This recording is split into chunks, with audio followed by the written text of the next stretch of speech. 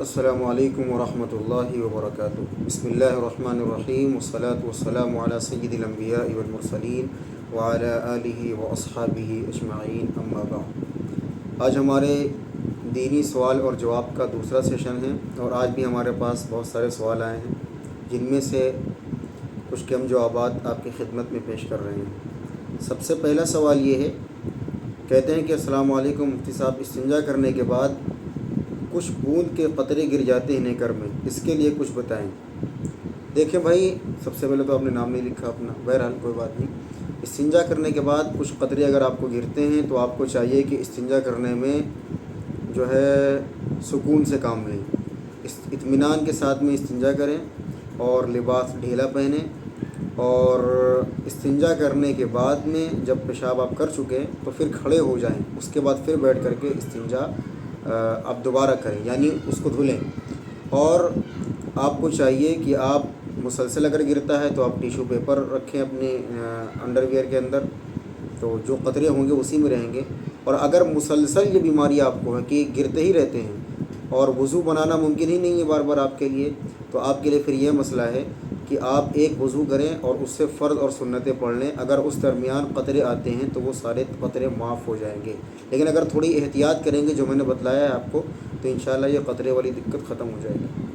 دوسرا سوال یہ ہے، عبد الخالق صاحب جودھ پور سے کہتے ہیں کہ میں آفس آتے کئی بار لیٹ ہو جاتا ہوں، افطار اور مغرب آفس کے قریب کی مسجد میں پڑھ لیتا ہوں، لیکن عشاء اور تراویح کبھی کبھار قضا ہو جاتی ہے، قرآن سے تو نہیں مکمل ہو پاتی، تراویح اکیلے پڑھنی ہوتی ہے، بتائیں اس پہ کچھ۔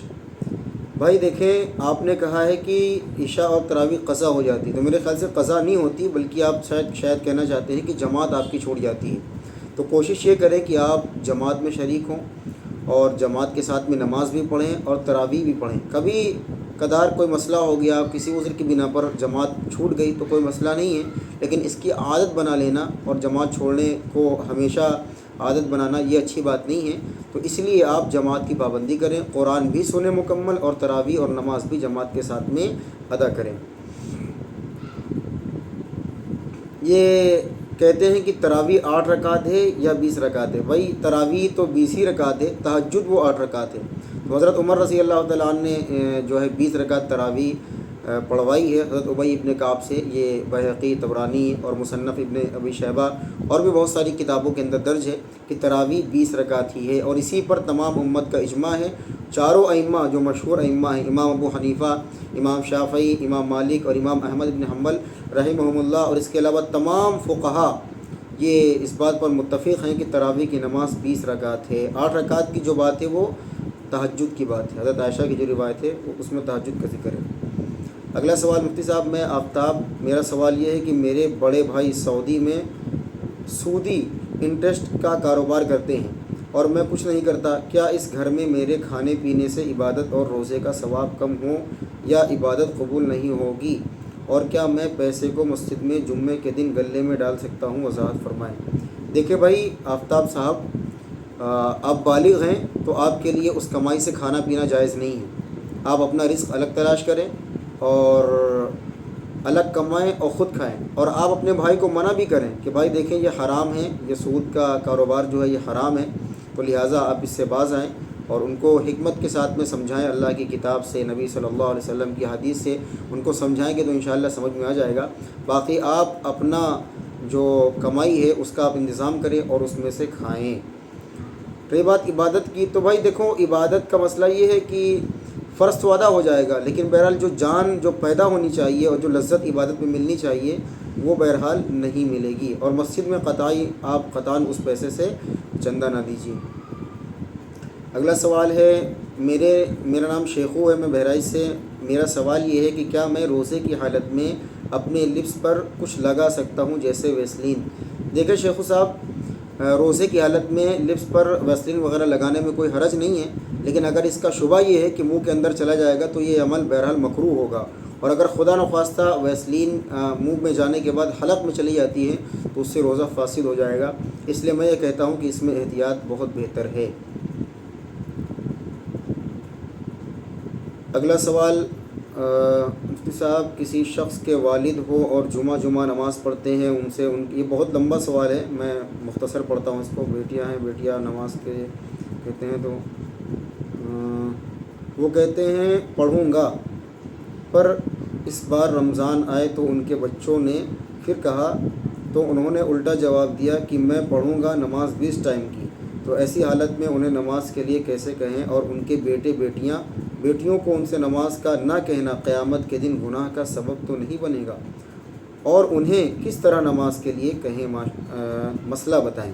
بھائی دیکھو، آپ انہیں حکمت کے ساتھ میں سمجھائیں، اللہ کی کتاب سے اور رسول اللہ صلی اللہ علیہ وسلم کے ارشادات سے آپ ان کو بتائیں کہ دیکھیں نماز فرض ہے، نماز کے بغیر کوئی چارہ کار نہیں ہے، اور نماز سے ہی جنت ملنے والی ہے، اور جو ایک وقت کی نماز جان بوجھ کر کے چھوڑ دیتا ہے اس کا نام جہنم کے دروازے پر لکھ دیا جاتا ہے۔ تو آپ اس طرح سمجھائیں گے تو انشاءاللہ ان کے سمجھ میں آ جائے گا۔ باقی بہت زیادہ ان کو حکمت کے ساتھ میں سمجھائیں، جو بھی بات کریں تو حکمت کے ساتھ میں، نرمی کے ساتھ میں بات کریں۔ باقی آپ ان سے نماز کے لیے کہیں گے یا ان کے گھر والے کہیں گے تو انشاءاللہ العزیز قیامت کے دن ان کی پکڑ نہیں ہوگی، اس لیے کہ انہوں نے اپنا حق ادا کر دیا تھا۔ تو ان سے سمجھاتے رہیں، اچھے انداز میں سمجھائیں، تو انشاءاللہ وہ ایک دن سمجھ میں آ جائیں گے۔ یہ دانش صاحب پوچھتے ہیں امراوتی سے کہ کیا روزے میں مسواک کر سکتے ہیں؟ جی ہاں، روزے کی حالت میں مسواک کر سکتے ہیں۔ یہ فرماتے ہیں ایک صاحب کی میرے کچھ سوالات ہیں، یہ محمد ساحل فروم راجستھان۔ تو یہ کہتے ہیں کہ پہلا کیا لکھا ہے، ایک تو اسپیلنگ اتنی خراب ہوتی ہے کہ پڑھنے میں بھی دقت آتی ہے۔ پہلا یہ کہ نماز کے بعد میں سامنے یہ عجیب سا لکھا، شمع بزمی ہدایت پہ لاکھوں سلام، جو نعت پڑھتے ہیں وہ جائز ہے، اور جائز ہے تو سنت ہے کیا یا نہیں؟ گناہ تو نہیں؟ دیکھیں میں شمع بزمی ہدایت پہ لاکھوں سلام، یہ جو نماز کے بعد مروجہ شکل ہے، تو حدیث اور قرآن و حدیث کے اندر یا صحابہ یا تابعین کے یہاں سے تو یہ مروی نہیں ہے، تو لوگوں کا اپنا بنایا ہوا ہے۔ تو درود و سلام پڑھنا تو بالکل بھی غلط نہیں ہے، چاہے عربی میں ہو یا اردو میں بھی ہو، لیکن کسی نماز کے بعد اس کو لازم قرار دینا بہرحال یہ عمل بدعت ہوگا، لہذا اس سے بچنا چاہیے۔ باقی جو پڑھتے ہیں ان کو پڑھنے دیں، آپ نہیں پڑھتے تو آپ کو کوئی زور زبردستی نہیں ہے، بہرحال یہ عمل سنت نہیں ہے، اور اگر اس کو التزام کے ساتھ یعنی ضروری سمجھ کر کے پڑھا جاتا ہو نماز کے بعد میں تو بہرحال یہ بدعت ہے، ہر بدعت گمراہی ہے۔ دوسرا یہ کہ کیا لکھا ہے بھائی، حی علی الصلاۃ پر کھڑا ہونا کیسا ہے؟ سنت ہے کیا ایسا کرنا؟ بہرحال یہ حی علی الصلاۃ کے بارے میں پوچھ رہے ہیں، تو بھائی حی علی الصلاۃ پر کھڑا ہونا سنت نہیں ہے۔ حضور صلی اللہ علیہ وسلم اور صحابہ کا طریقہ یہی تھا کہ امام جانماز پر جاتا اور مقتدی کھڑے ہوتے جیسے ہی اقامت شروع ہو جاتی، تو جیسے ہی اقامت شروع ہو کھڑا ہو جانا چاہیے، تو اس کو سنت سمجھنا یہ صحیح نہیں ہے۔ اور یہ تیسرا سوال ہے کہ موبائل ایپ میں قرآن پڑھنا جائز ہے؟ جی ہاں، موبائل ایپ میں قرآن پڑھ سکتے ہیں، لیکن اپنے موبائل کو گندگیوں سے پاک صاف رکھیں۔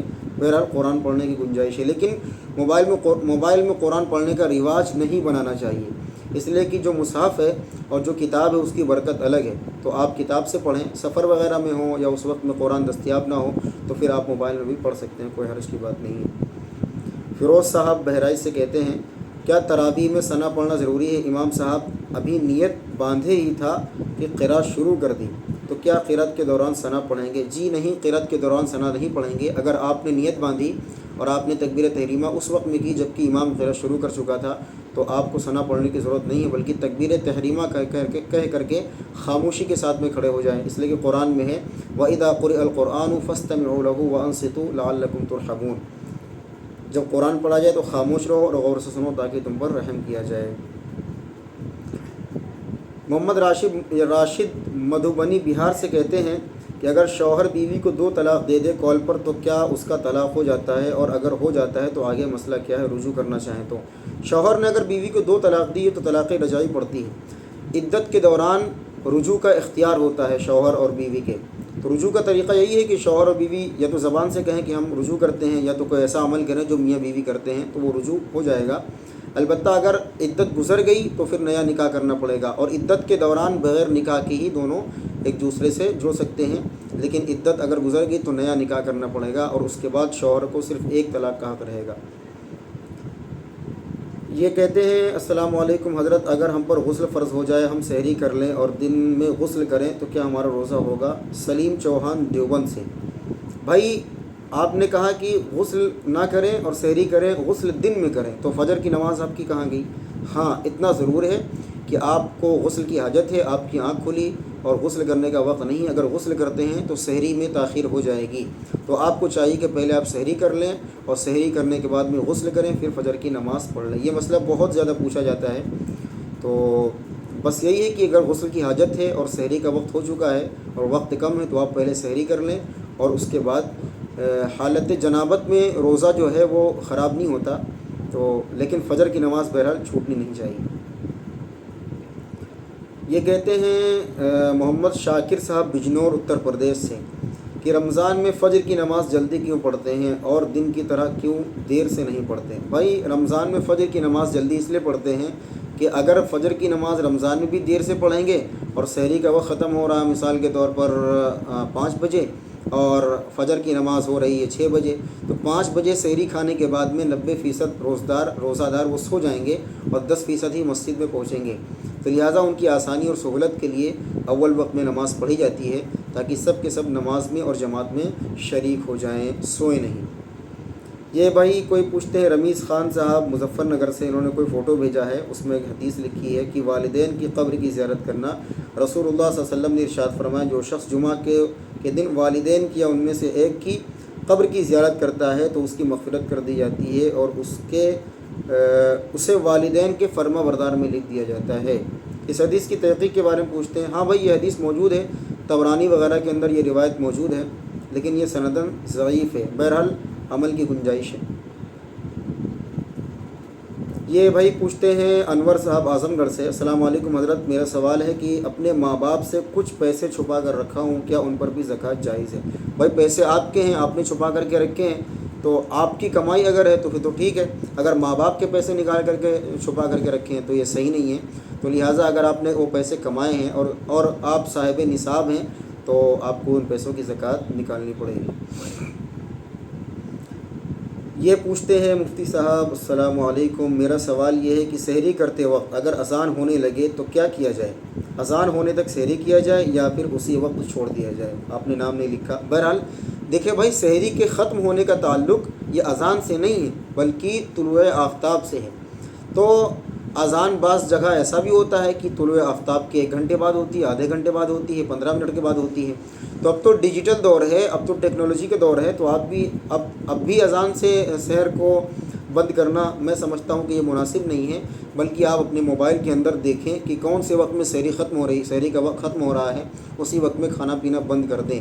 تو اگر اذان، رہی بات آپ کے مسئلے کی، تو اگر اذان عین وقت پر ہوئی ہے جب سحری کا وقت ختم ہو رہا ہو، اسی وقت میں اذان شروع ہو جائے، یعنی ادھر ختم ہو ادھر اذان شروع ہو جائے، تو پھر وہ سحری کے اینڈ سمجھی جائے گی، تو اس وقت میں کھانا پینا جائز نہیں ہوگا۔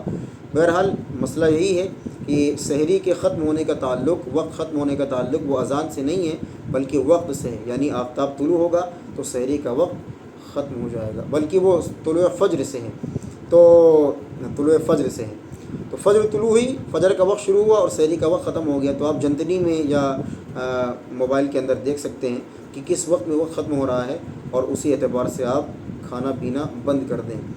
بہرحال اور بھی بہت سارے مسائل تھے جن کے جواب نہیں دے پایا ہوں، انشاءاللہ پھر آگے دیں گے، لیکن ایک گزارش یہ ہے کہ میں پہلے بھی کہہ چکا ہوں کہ آپ واٹس ایپ پر جب سوال لکھیں تو سلام کے بعد بھی سوال لکھ دیا کریں، آپ میرے جواب کا انتظار نہ کیا کریں، اس لیے کہ وہ لمبا پروسیس ہو جاتا ہے۔ آپ کو کوئی مسئلہ پوچھنا ہو آپ سلام لکھیں، اس میں پھر اپنا مسئلہ اپنے نام اور ڈسٹرکٹ کے نام کے ساتھ میں لکھ دیں۔ اگر کوئی مسئلہ حیا کے خلاف ہے تو آپ بغیر نام کے بھی لکھ سکتے ہیں، تو اگر کوئی بھی مسئلہ پوچھنا ہو تو آپ واٹس ایپ پر ہی کانٹیکٹ کریں، میں ڈسکرپشن میں واٹس ایپ کا لنک ڈال دیتا ہوں، اور ویڈیو کو آگے بھی شیئر کر دیا کریں تاکہ اور لوگوں کو بھی مسائل سے واقفیت ہو، تو انشاءاللہ آپ کو بھی اجر ملے گا۔ بہرحال آج بس اتنا ہی، انشاءاللہ کل کی ویڈیو ملتے ہیں۔ السلام علیکم ورحمۃ اللہ وبرکاتہ۔